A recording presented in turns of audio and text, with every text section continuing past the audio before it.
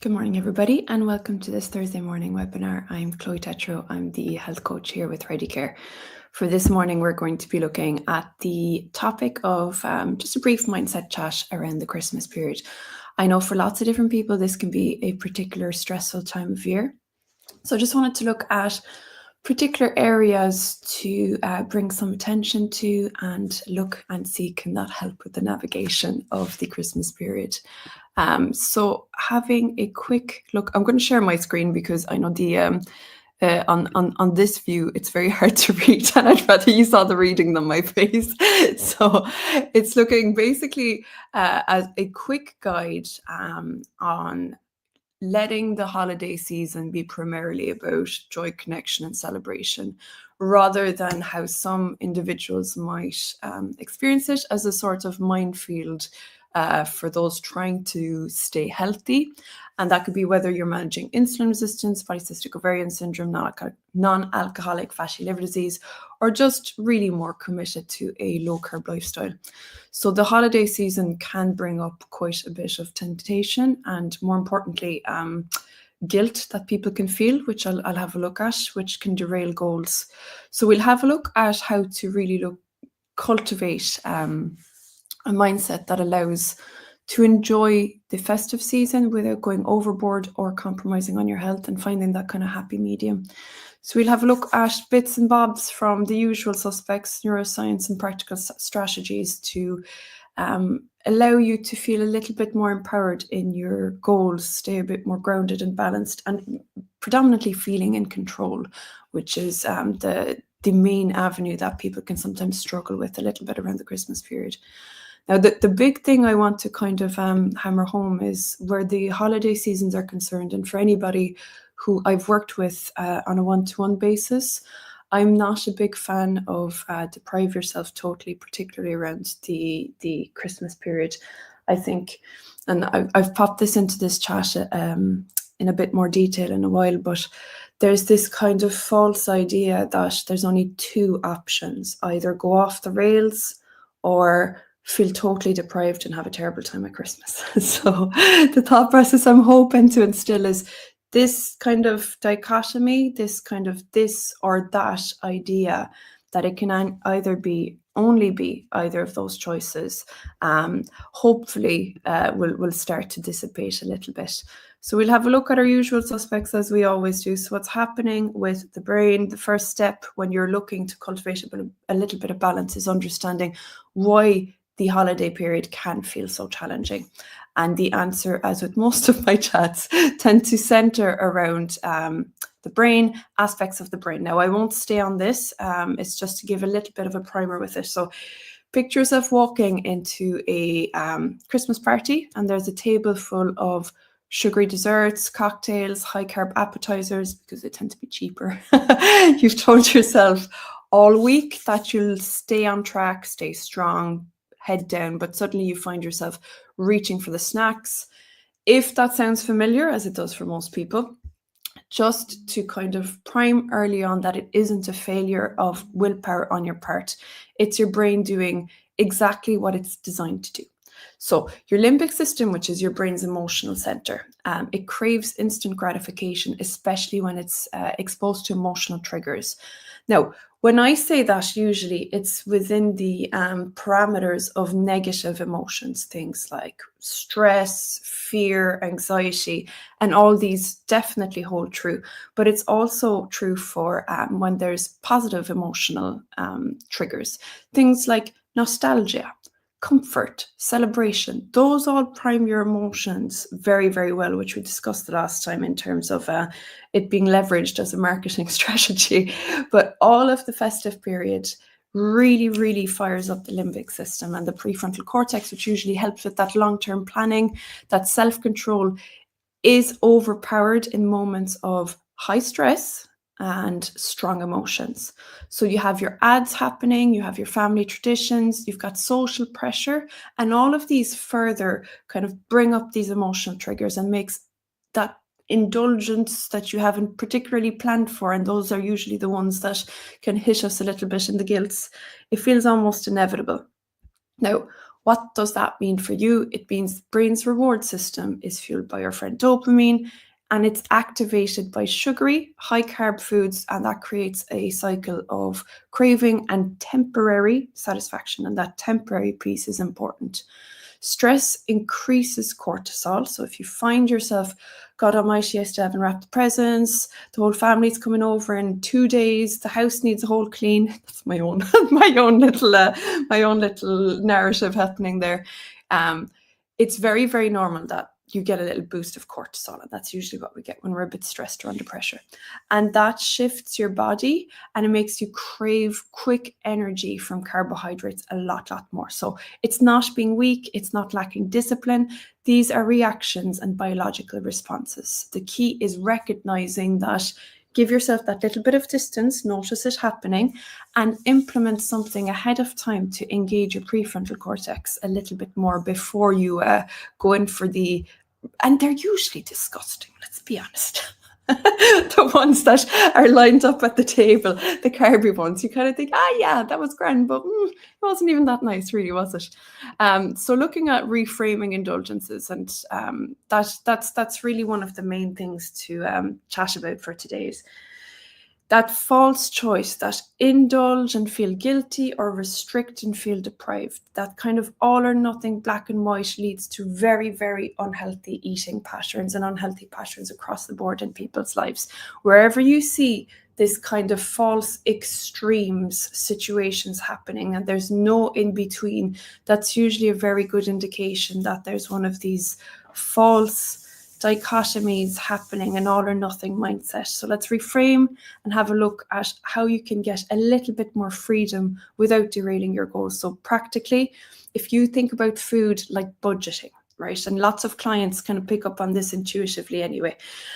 If you think of food choices like budgeting for holiday gifts, if you overspend on the one gift, you have to adjust your budget somewhere else. Very, very normal.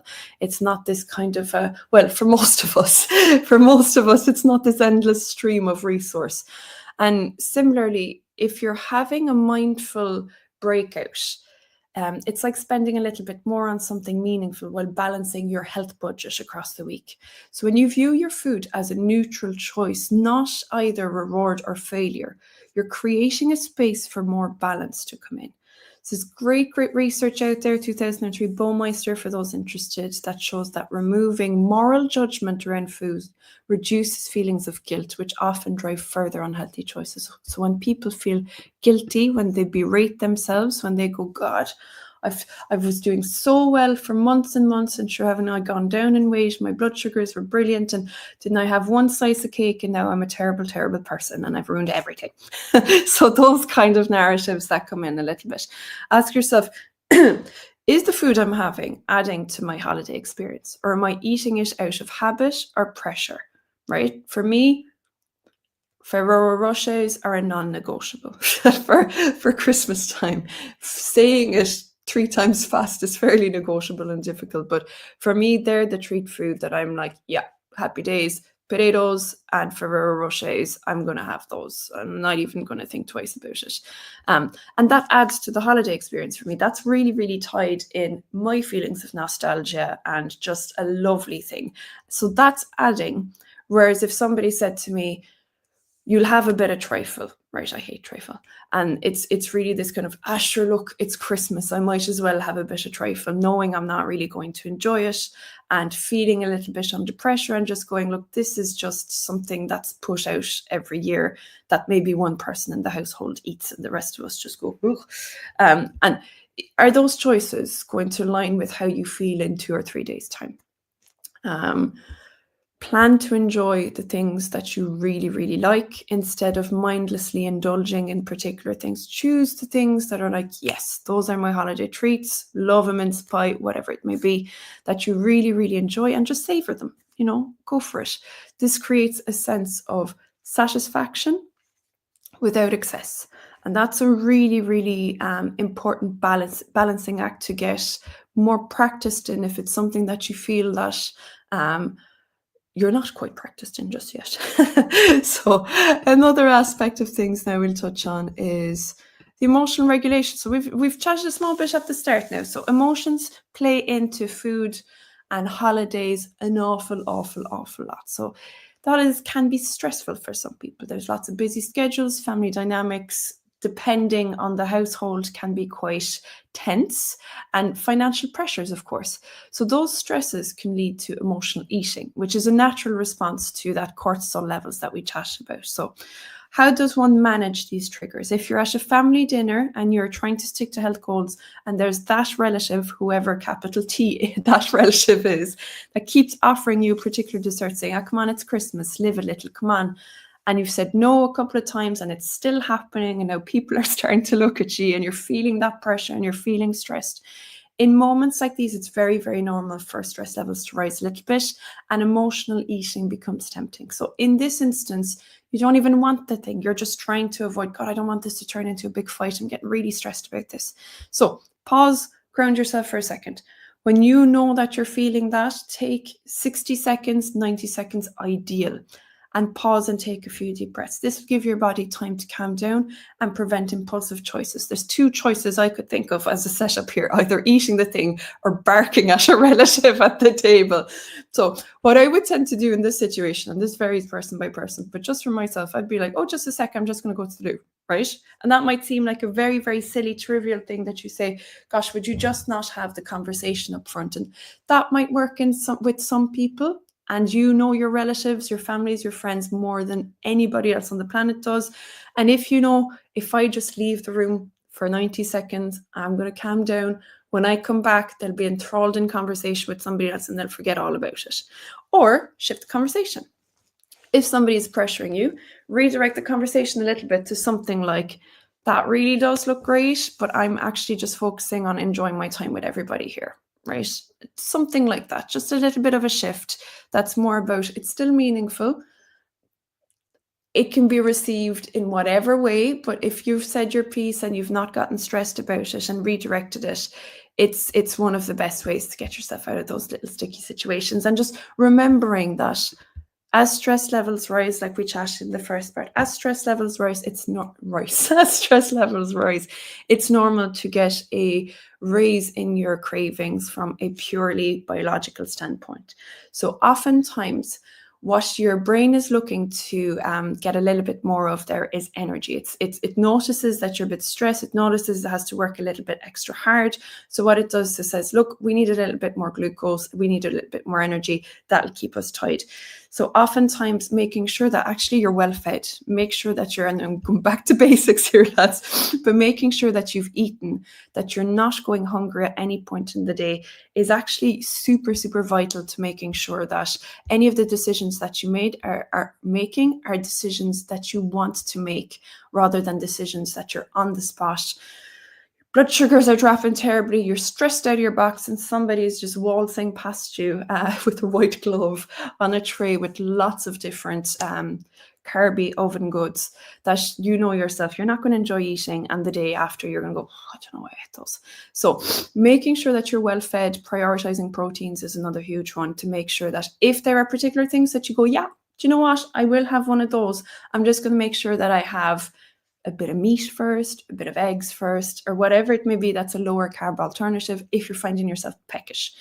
If you're peckish, make sure you hit the hunger first, and then you have a lot more choice rather than a compulsion. So things should be decision rather than compulsion where food is concerned at best. So the other part that, next slide over.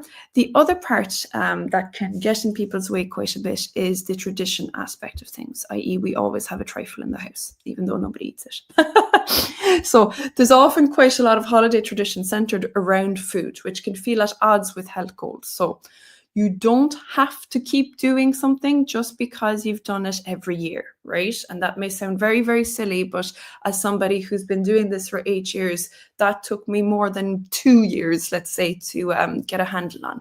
So you can create some new traditions with your family that align with what you really, really value. So shifting the focus and asking, what is it that I really love about the holidays?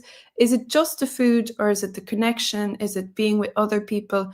Oftentimes it'll be a mixture of both, but there'll be a lot more in the experience of shared experiences with loved ones. So shared experiences is a huge driver of connection. So it could be things like food, it can be things like, activities together.